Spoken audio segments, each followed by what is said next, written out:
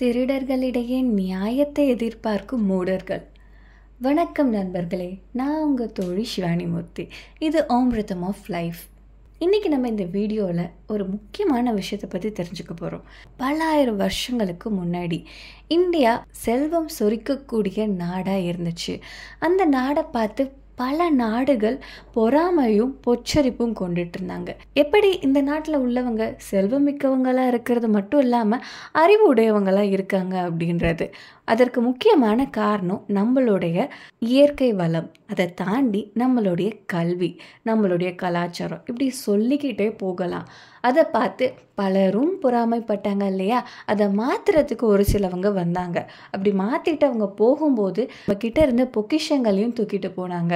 அப்படி திருடிட்டு போனவங்கள்ட்ட போயிட்டு அது ஏன் பொருள் திருப்பி கொடுத்துரு அப்படின்ட்டு சட்டமாக கேட்பீங்களா, இல்லை கெஞ்சி கூத்தாடிட்டு இருப்பீங்களா? நான் இன்னைக்கு இந்த வீடியோவில் கோஹினூர் டைமண்டை பற்றி பேச போகிறேன். பல வருஷங்களுக்கு முன்னாடி ஆங்கிலேயர்களால் இந்தியாவிலிருந்து திருடப்பட்டு இப்போ பிரிட்டனில் இருக்கக்கூடிய அந்த கோஹினூர் டைமண்டை பற்றி தான் நான் பேசிகிட்டு இருக்கேன். இந்த கோஹினூர் டைமண்ட் பல வருஷங்களுக்கு முன்னாடி நம்ம ஊர் இப்போ இருக்கு இல்லையா, தெலுங்கானா, அங்கே இருக்கிற கோல்கொண்டா அப்படின்ற ஒரு பகுதியில் இருக்கிற சுரங்கத்துல இருந்து கண்டெடுக்கப்பட்டது. இதை கண்டெடுத்த போது 191 கேரட்டாக இருந்துச்சு.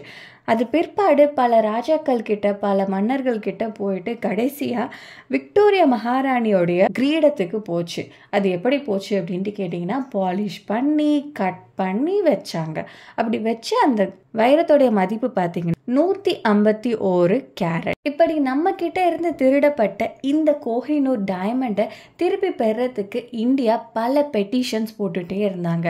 ஆனால் அதுக்கு எல்லாத்துக்கும் ஒன்று சேர்ந்தது போல வந்த பதில் எல்லாமே அது லீகலா, அதாவது சட்டப்பூர்வமாக எங்களது அப்படின்ட்டு அந்த பிரித்தானிய அரசர்கள் பதிலளிச்சுட்டாங்க. பல சர்ச்சைகளுக்குள்ள இருக்கிற இந்த கோஹினூர் டைமண்டை பிரித்தானிய அரசர்கள், பிரித்தானிய அரசாங்கம் இப்போ இந்தியாவோட பகிர்ந்துக்க, ஷேர் பண்ணிக்கிறதுக்காக ப்ரொபோசல் இந்தியாவுக்கு சப்மிட் பண்ணியிருக்காங்க. இது எப்போ நடந்துச்சு அப்படின்றத தெளிவாக பார்ப்போம். 2023 கிங் சார்லஸோடைய முடிசூட்டு விழா நடந்துச்சு. அப்போது குவீன் கெமிலியாவுடைய கிரீடத்தில் இந்த கோஹினூர் டைமண்ட் இல்லை. இதுக்கு முன்னாடி வரைக்கும் வச்சிட்டு இருந்த அந்த கோஹினூர் டைமண்டை அவங்க ரிமூவ் பண்ணியிருந்தாங்க. இதற்கு பின்னாடி பல காரணங்கள் இருக்கலாம். அதில் முக்கியமான விஷயம் என்ன அப்படின்னா, இந்த Kohinoor diamond one of the symbol for அவங்க ஒவ்வொரு நாட்டில் இருந்து திருடிட்டு போயிட்டு வச்சிருக்க சொத்துக்களுடைய மதிப்பு. ஏன்னா பிரிட்டன்ல உள்ள அருங்காட்சியகத்தை போய் பார்த்தீங்கன்னா பல நாடுகளில் இருந்து திருடப்பட்டு பறிக்கப்பட்டு கொண்டு வந்த பொருட்கள் அங்கே அதிக அளவு காணப்படுது. எந்த அளவுக்கு அப்படின்ட்டு கேட்டிங்கன்னா, அவங்க ஒருவேளை அந்த நாட்டுக்கு சொந்தமான பொருட்களை திருப்பி கொடுக்க ஆரம்பிச்சாங்கன்னா அவங்க கிட்டக்க ஒன்றுமே மிஞ்சாது. அந்த அளவுக்கு அவங்க வெளிநாட்டுகள்ல இருந்து பொருட்களை திருடிட்டு வந்து அவங்களுடைய அருங்காட்சியகத்தில் வச்சிருக்காங்க. இதுதான் உண்மை. இப்போ என்ன போயிட்டு இருக்கு தெரியுமா? லிசா நந்தி, இந்திய மரபை கொண்ட யூகே பெண்மணியான இவங்க secretary of state for culture, அதாவது கலாச்சாரங்களுடைய செயலாளராக பிரிட்டன் அரசுக்கு சேவை செஞ்சிட்டு இருக்காங்க. சில மாதங்களுக்கு முன்னாடி இந்தியாவுக்கு ஒரு அஃபிஷியல் விசிட்காக வந்திருக்காங்க.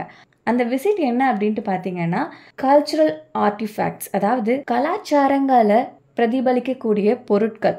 அந்த மீட்டிங் அப்போ அவங்க என்ன சொல்லியிருக்காங்கன்னா, கோஹினூர் டைமண்டை யூகே இந்தியாவோட ஷேர் பண்ணிக்கிறதுக்கு ஆவலாக இருக்காங்க அப்படின்ட்டு. ஆனால் ஷேரிங் அப்படின்ட்டு அவங்க மென்ஷன் பண்ணது என்ன? ஏன்னா பிரிட்டனை எடுத்துக்கிட்டிங்க அப்படின்னா பொருளாதார நெருக்கடியை அவங்க பெருமளவு சந்திச்சிட்டு இருக்காங்க. இந்த நிலையில் அவங்களுக்கு இந்தியாவுடைய சப்போர்ட் தேவை. ஏன்னா இந்தியா வேர்ல்டுலேயே 6th largest economic yielding country. இந்த நிலையில் பிரிட்டனுக்கு இந்தியாவுடைய தேவை அதிக அளவு இருக்குது. அதனால் அவங்க ஷேர் பண்ணுறதுக்கு ரெடியாக இருக்காங்க. ஆனால் எங்களுக்கு ஒரு சந்தேகம், கோஹினூர் சட்டப்படி இந்தியாவோடது. இந்தியாவிலேருந்து நீங்கள் அதை திருட்டிட்டு போயிட்டு அதை நீங்கள் இந்தியா கூட ஷேர் பண்ணிக்கிறேன்னு சொல்கிறது எந்த விதத்தில் நியாயமாக இருக்குது? நியாயப்படி நீங்கள் அதை திருப்பி தரேன்னு தானே சொல்லியிருக்கணும். எது எப்படியோ இது போன்ற பல திருட்டு சம்பவங்களை செஞ்ச ஒருத்தவங்கள்ட்ட நம்ம நியாயத்தை எதிர்பார்க்க முடியாது இல்லையா? நான் உங்கள் தோழி சிவானிமூர்த்தி. இது ஓம் ரிதம் ஆஃப் லைஃப். நன்றி, வணக்கம், வாழ்க வளமுடன், ஜெய்ஹிந்த்.